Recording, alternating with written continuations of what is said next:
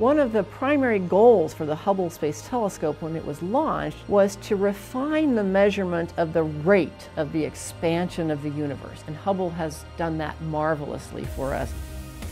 But a surprise came a few years ago. Scientists using Hubble and also telescopes on the ground realized that the expansion rate of the universe is actually getting faster. And as we look at very distant galaxies using these sensitive instruments, we can tell that the universe expansion has not always been uniform. Toward the beginning of our universe's expansion, it was decelerating, now it's accelerating.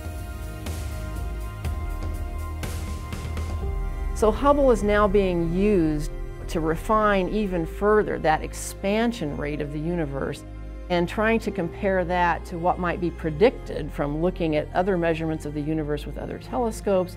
Right now we're finding a discrepancy between what we might have expected and what we're actually measuring. So that's one realm where Hubble is really at the cutting edge of helping us understand, or at least open up, new mysteries of the universe.